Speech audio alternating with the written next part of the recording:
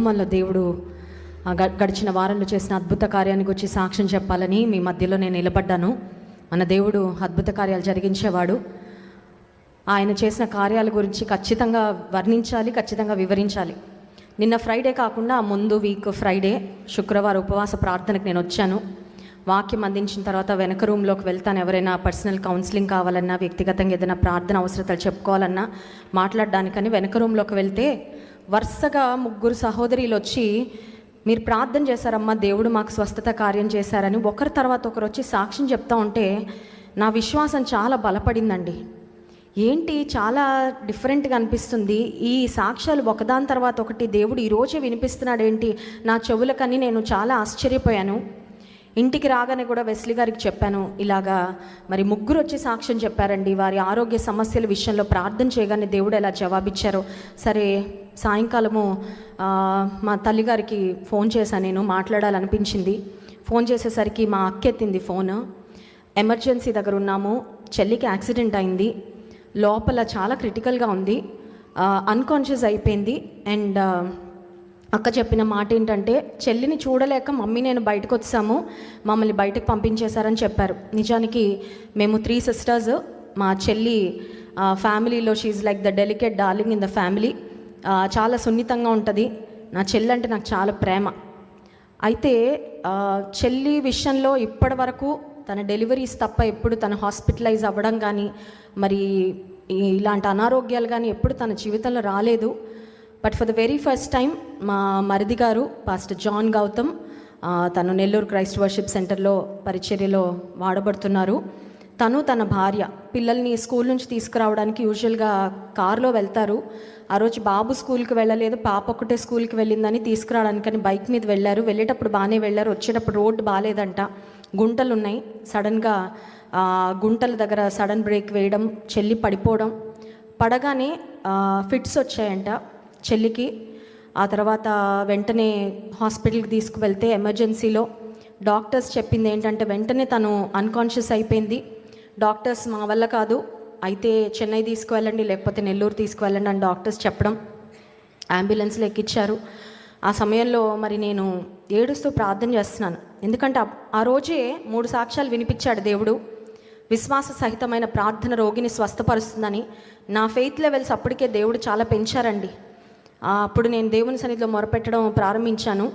దేవా, సెంచురియన్ శతాధిపతి తన దాసుని కొరకు ప్రార్థన చేసి ఒక్క మాట చెప్పు బాగుపడతాడని అడిగాడు కదా, నేను లేను అక్కడ, కానీ ఇక్కడ నుంచి నేను ప్రార్థన చేస్తున్నా, నా చెల్లిని నువ్వు ముట్టు స్వస్థపరచని. వెంటనే అంబులెన్స్లో నెల్లూరు అపోలోకి తీసుకువెళ్ళి అడ్మిట్ చేయడం జరిగింది. 4 అవర్స్ తర్వాత మా చెల్లి కాన్షియస్లోకి రావడం, ఆ తర్వాత తను కళ్ళు తెరిచి చూడడం స్టార్ట్ చేసింది. ఆ తర్వాత నెమ్మదిగా మాట్లాడడం ప్రారంభించింది.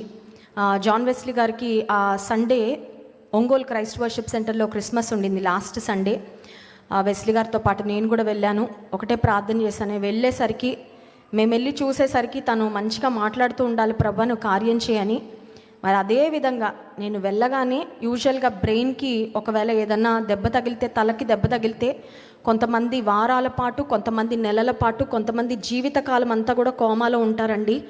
ఇక పడక మీద పడిన తర్వాత వాళ్ళకి చేయి కాలు కూడా పనిచేయని వారు, ప్యారలైజ్ అయిపోయేవారు చాలామంది ఉంటారు.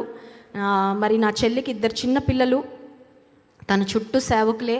నేను ఆ రోజు ఏడుస్తూ ప్రార్థన చేస్తున్నప్పుడు మా నిత్యమ్మ నా దగ్గరకు వచ్చి ఒక మాట అన్నది, మమ్మీ ఏసేకి ఎంత మమ్మీ చిటికలో, పిన్నిని స్వస్థపరచడం ఏసేకి ఎంత చిటికలో చేస్తారు మమ్మీ. ఎంతో ధైర్యం. నిజంగా ఆ బిడ్డ విశ్వాసంతో మాటలు పలికినప్పుడు నేను ప్రభువుని చాలా స్తుతించాను. మరి జాన్ వెస్లీ గారు నేను మరి ఆ రోజు Christ worship centre Ongole Christmas అయిన తర్వాత వెళ్ళడం జరిగింది. వెళ్ళి తన కొరకు ప్రార్థన చేశాము. ఆశ్చర్యకార్యం ఏంటంటే అడిగిన ప్రతి ప్రశ్నకు టక్క టక్క టక్క వెంటనే తను సమాధానాలు చెప్పడం నిజంగా దేవుడు చేసిన అద్భుత కార్యం అండి. ఎగ్జాక్ట్ 1 వీక్లో హాస్పిటల్ నుంచి తను డిశ్చార్జ్ అయింది. నిన్న ఫ్రైడే తను డిశ్చార్జ్ అవ్వడానికి దేవుడు కృప చూపించారు.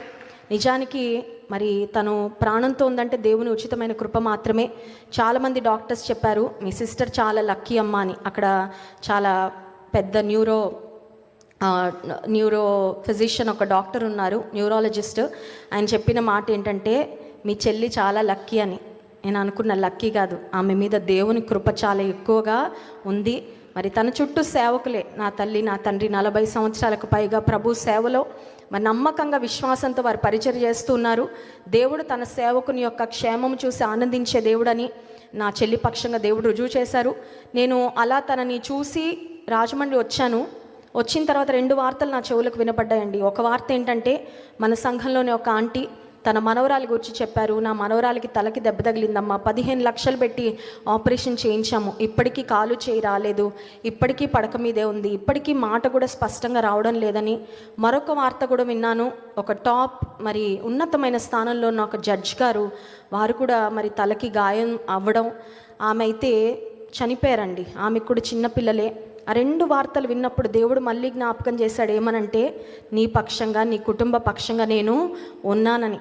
దేవుడు చూపిన కృపను బట్టి, ఆయన చూపిన విశ్వాస్యతను బట్టి దేవుని నేను హృదయపూర్వకంగా స్తుతిస్తున్నాను. మన దేవుడు అద్భుతాలు చేసే దేవుడు. ఉదయకాల సమయంలో ఒకవేళ మీరు నిస్సహాయ పరిస్థితిలో నిరాశలో ఉన్నట్లయితే ఆయన రక్షించుటకు సమర్థుడు, ఆయన సర్వం చేయగలడు. మరణం తప్పించుట యెహోవా వశమని వాక్యంలో వ్రాయబడినట్లుగా దేవుడు తన కృపనిచ్చి నా చెల్లికి దేవుడిచ్చిన క్షేమాన్ని బట్టి ఆరోగ్యాన్ని బట్టి దేవుని స్తుతిస్తున్నాను. మునుపటి కన్నా బలంగా, మునుపటి కన్నా ఆరోగ్యంగా దేవుని సేవలో ఆ బిడ్డను దేవుడు బలంగా వాడుకోవాలని మీ ప్రార్థనలో కూడా జ్ఞాపకం ఉంచుకోండి. ఈ చిన్న సాక్ష్యాన్ని దేవుడు దీవించిన గాక. ఆమేన్.